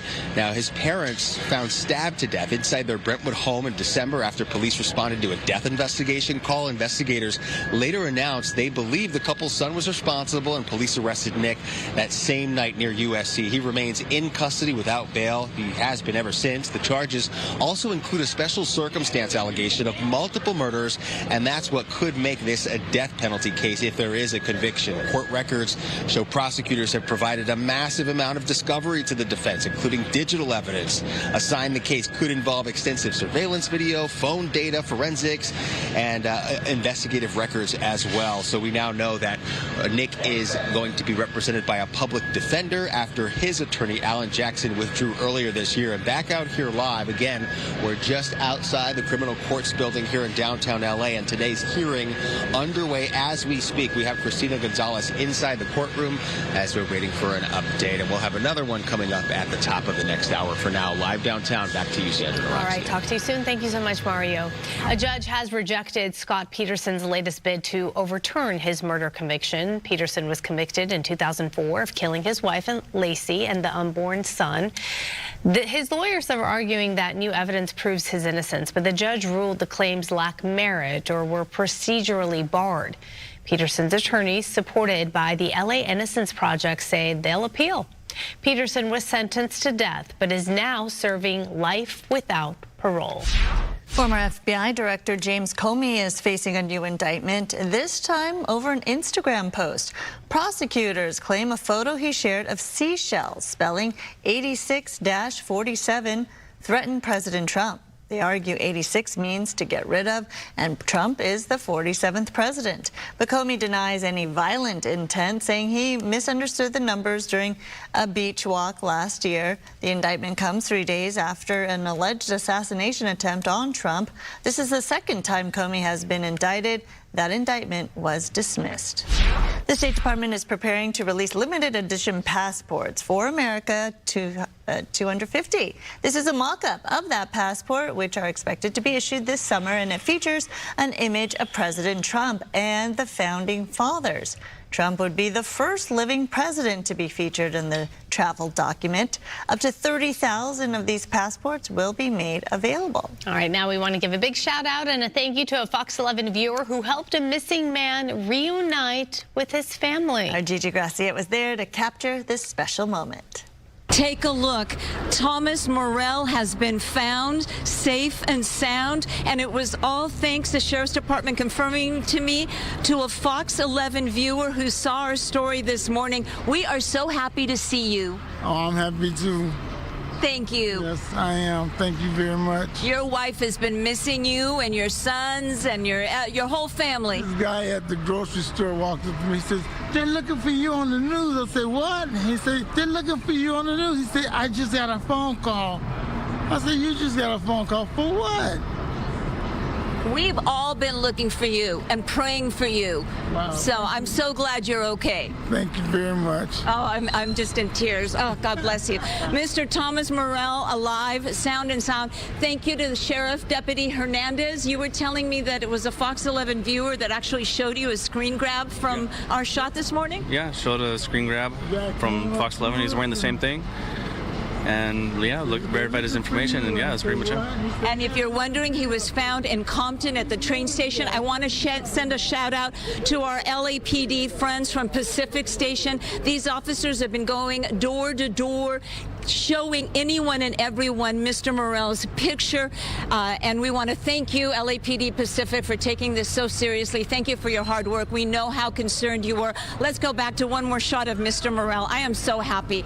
We see so much bad news. And there's Mrs. Morell showing the deputy her ID as she's going to take her husband back and never take her eyes off of him again. How are you? I can eat again. I'm wonderful. I need to lose weight, but not that much weight. It has been a horrible 37 hours. Yes, it has been a nightmare. Oh, my God. I didn't know what he wanted, my passport. So we're going to get him cleaned up, fed, and take him to the hospital. I want him checked out, make sure he's fine from head to toe. We're going to hang around L.A. until the 3rd, and I guess he can go on a cruise if the doctor says he's okay. Oh, that was so great. That was refreshing, right? Reunited. Because Gigi's right. We often cover bad situations. It was nice to have a great outcome. By the way, we still want to know who this Fox 11 viewer was. Please come forward, contact us. We want to give you your kudos for sure. Thank you for helping and for watching us. And then, you know, for that happy ending. Yeah. That's so great. Let us know who you are. Thanks so much. Okay, we're going to take a break. We'll be right back.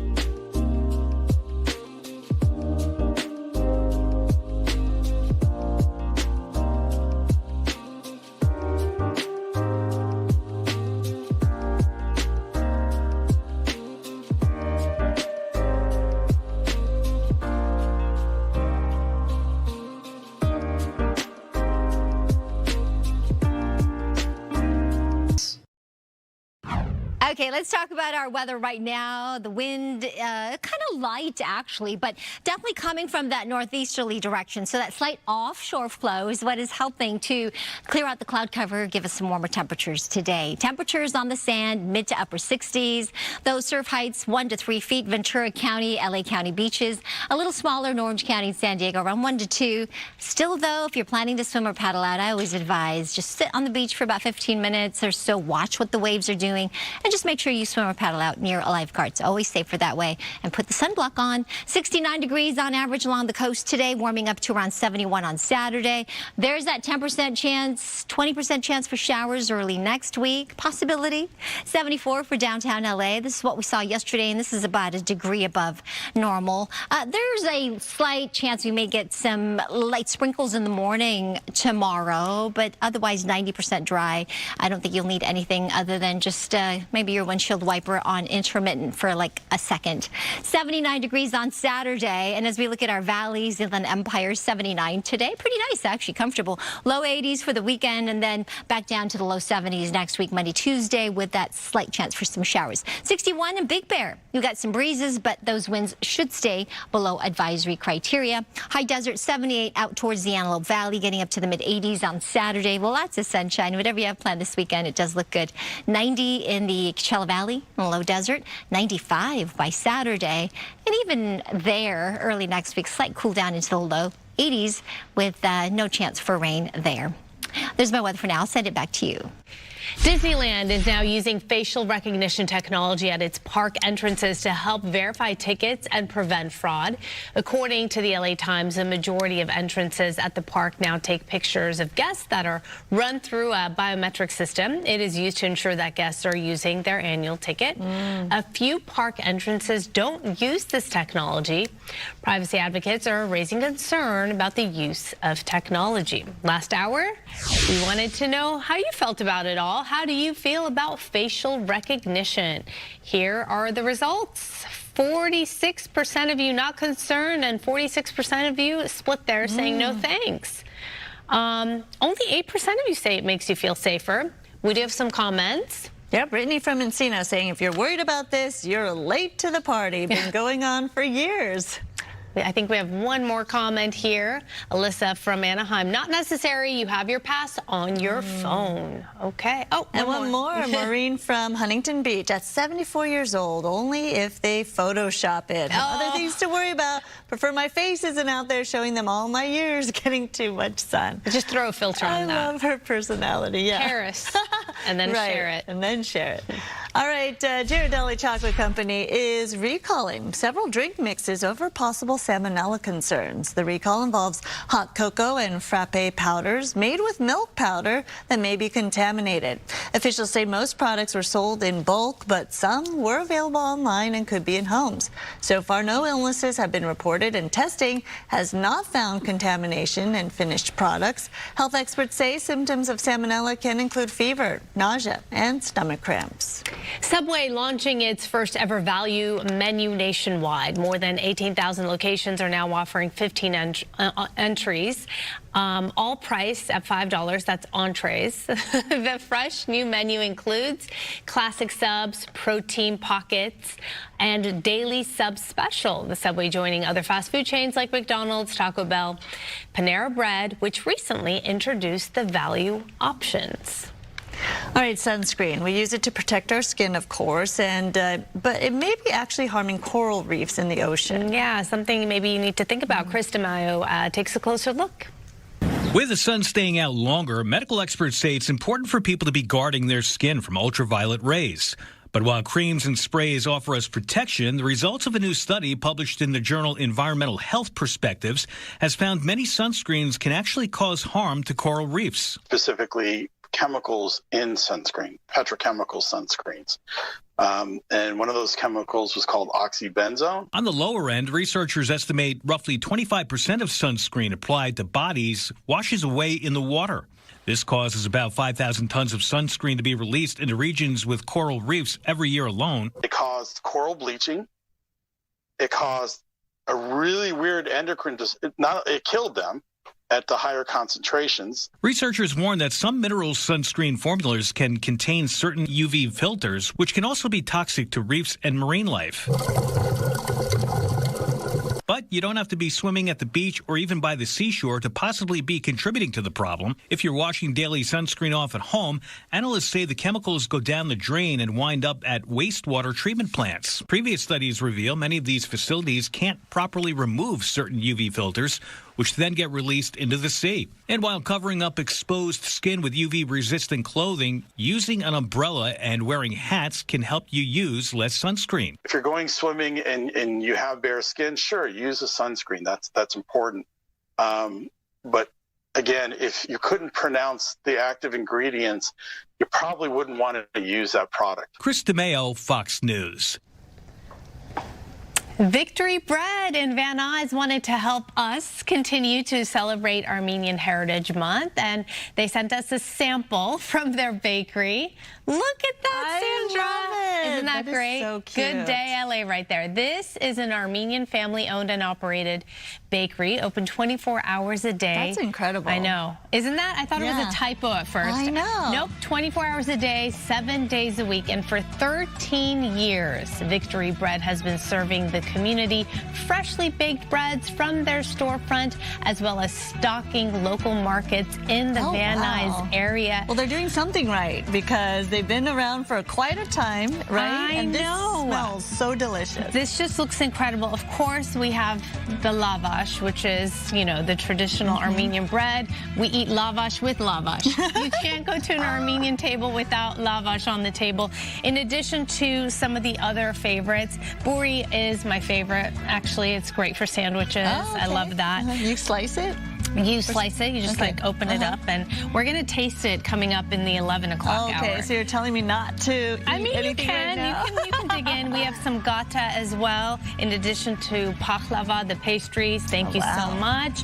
By the way, you have been messaging me since I just looked 2017 in my DMs. I apologize it took this many years to showcase all of this. Again, look at their success. They've been around for so long, open 24/7. That is incredible. Yeah. I have to try something. Have some bulki. Okay. Do you want raisin or not? Sure. Yes, raisin. That's good too. It's a little sweet. Oh my goodness. Looks all right. delicious. Well, thank you so much. We appreciate you helping us celebrate. Nice. As the month of April comes to a close. Okay, I might cheat and eat too now. I'm just gonna eat a little.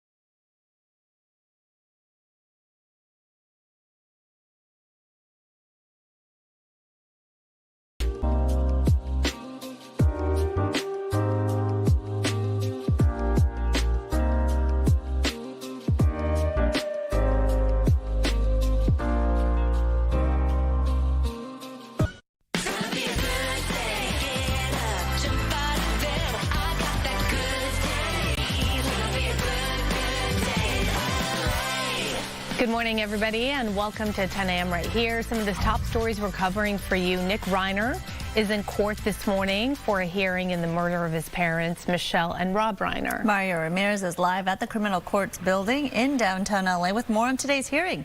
Mario.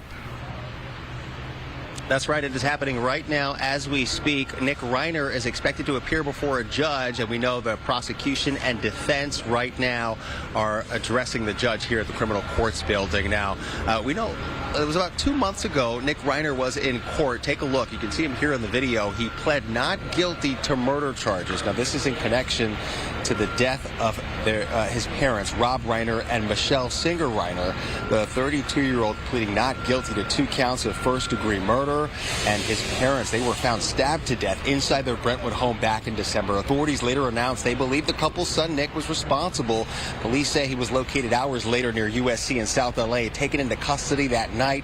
Prosecutors have also noted reports of a heated argument between Nick and his father the night before at a holiday party.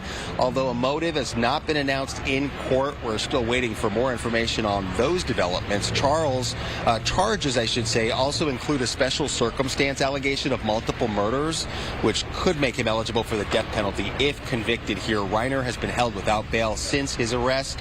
And as this court case moves forward, the family continues to grieve. In a Substack post titled "Mom and Dad," Nick Reiner's brother, Jake, described learning of the death in 2 phone calls from his sister, Rami. He called their parents his guiding lights, saying they were loving, generous, and the standard of what strong marriage looks like. Jake also wrote that some answers may come through the court process, but said other parts of the tragedy belong only to the family. And I want to read part of that post here from Substack. It reads, quote, "We lost more than half of our family that night in the most violent way imaginable. Sure, any loss of a parent is devastating, but nothing compares to losing both of them at the same time. And on top of that, having your brother be at the center of it. It's almost too impossible to process." There's some very strong words there from Nick's brother. That hearing, again, it was scheduled at 8:30, currently underway right now. Christina Gonzalez inside the courtroom as we're waiting for an update here once that wraps up. For now, we'll send it back to you, Sandra and Alexia. Mario, I know that you were mentioning that emotional post by Jake Reiner. Have we heard from any other family members regarding today's hearing or anything recently from other family members? Well, you have Jake, Rami, and Tracy, their half-sibling from Rob's earlier marriage, previous marriage. And we can tell you that aside from that Substack essay from Jake, 1,600 words really expressing his disbelief and grief, there hasn't been much movement or much comment at all. We know that Jake and Rami released an initial statement 3 days after the murder saying that they were asking for privacy during this time, describing their parents as their best friends. And we know that a source close to the family says that the siblings don't plan on attending or don't have any intention on attending any of the court proceedings or trial if it does make it to that direction. So we don't expect to hear from them anytime soon here. Okay, and as far as evidence, do we know more about the evidence that our prosecutors are expected to present in the case? Well, what's interesting here is the prosecution has formally identified the weapon, a knife, but it still hasn't been confirmed by authorities if a weapon was ever recovered from the scene. So that's supposed to be one of the biggest pieces here. And there's also the medical examiner's report that shows the couple died from multiple stab wounds and a large amount, as I mentioned earlier, of digital evidence. We're talking about phone records, electronic devices, and also surveillance footage that shows the moments before Nick Reiner's arrest. We have seen this before. He was at a gas station near USC just moments before being taken into custody. So those are just some of the pieces of evidence that they are working with that we've known that they've uncovered here. All right, Mario. Thank you for those details. We appreciate it. On to this now. Lawyers for the singer David are also expected in court this afternoon as they prepare for his preliminary hearing Friday. David, whose legal name is David A. Burke, is scheduled to appear in court today on charges he sexually abused, murdered, and dismembered 14-year-old Celeste Rivas Hernandez. Her remains were found in the trunk of his car last September. Burke's attorneys pushed for a speedy preliminary hearing, which forced prosecutors to quickly provide a summary of their evidence before a judge, and that presentation is happening today. Two medical patients lose their tempers and trigger major police responses in unrelated incidents in the San Fernando Valley overnight. So one incident closed a hospital ER for hours. A surgery center then was vandalized in the other incident. Gigi Graciet is joining us from Tarzana with both of these stories. Good morning. Good morning. Certainly a very different and busy night for the LAPD in two different areas. Let's start with the story here in Tarzana. Take a look. This is the suspect at the center of the story at a surgical center. Now, according to police, apparently this woman was a patient here. They have a variety of doctors at this center here in Ventura Boulevard in Tarzana. Well, apparently this woman had a heated argument with the surgery staff this morning and suddenly began breaking anything and everything in her path, including shattering one of the glass doors to the surgery center. Police arrived quickly and she was taken to a hospital to be checked out both physically and mentally. She is facing felony vandalism charges. Thankfully, no one was injured. Just hours before, in nearby Panorama City, something similar happened at Mission Community Hospital. There, a woman named Bianca, 38 years old, arrived complaining of chest pain. She was being treated when the nursing staff told police she became extremely aggressive with them. And when a security guard approached her, she reportedly pulled out a knife and threatened to stab him. She then locked herself inside a bathroom in the ER lobby, and the SWAT team had to be called. There were certainly some very tense moments in the hospital because people in the emergency room had to be evacuated. Some patients, though, in critical condition couldn't be moved, so police were assigned to protect them just in case. The SWAT team, they worked their magic negotiating with her, managing to convince her to throw the knife out of the bathroom, and then they moved in and took her into custody. I'm told she is now at Mission Station after also being checked out by medical personnel, and she's in the process of being booked. She's also facing several charges, and thankfully no one was injured there either. Reporting live in Tarzana, I'm Gigi Graciet. I'll send it back to you. All right, Gigi, thank you. A tragic turn to a vacation as federal authorities investigate the death of a woman on board a Carnival cruise ship near Catalina Island. The company confirming a passenger on the Carnival Firenze died early Monday morning after falling from her stateroom balcony. The ship was near Catalina Island at the time, just hours into its journey. Officials say the woman landed on a deck below her cabin. Her family, who was traveling with her, immediately alerted the ship's crew, but her injuries were fatal. The FBI has taken the lead on this investigation, and it's still unclear if the fall was accidental, intentional, or if foul play was involved. The royal couple taking on the Big Apple. King Charles and Queen Camilla are visiting New York City today. That's right. It follows 2 days in Washington, D.C. with the president and what was the first White House visit by a British monarch since 2007. And Caroline Elliott is live in New York City with all the details about the visit. Yeah, Roxy, Sandra, both sides of the Atlantic are watching this visit closely as King Charles addressed Congress for the first time.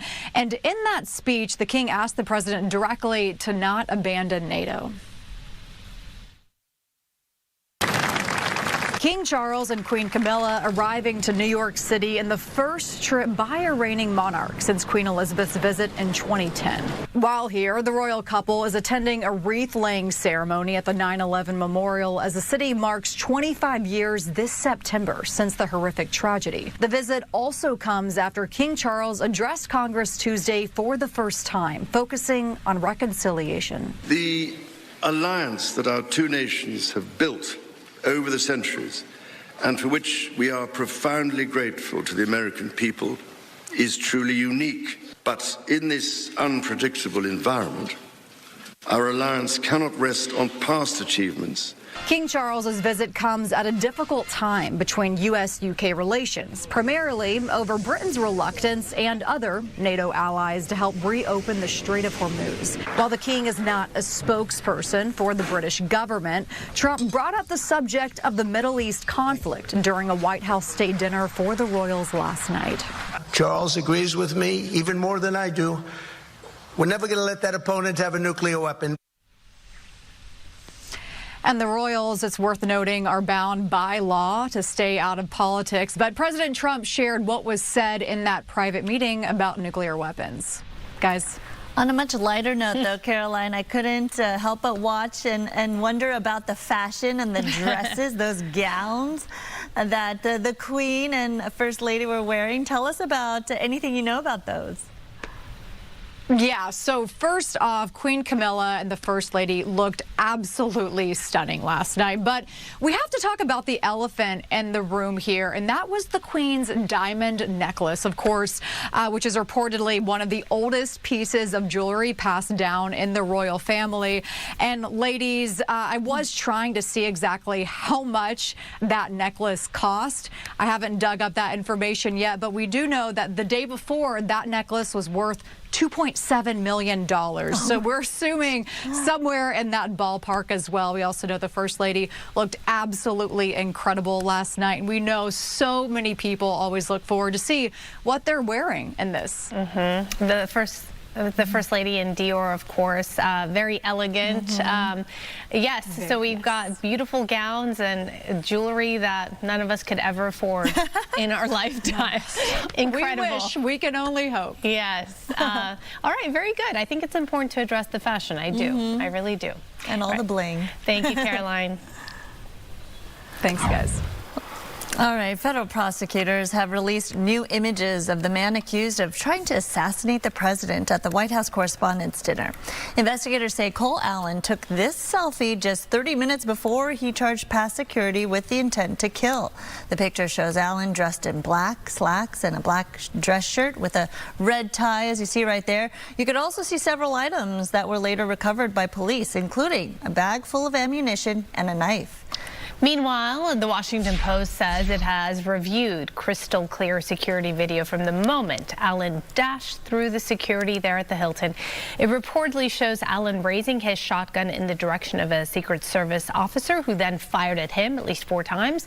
There is no indication in the footage reviewed by the Post that Allen fired his weapon, though authorities have charged him with discharging a firearm during a crime of violence.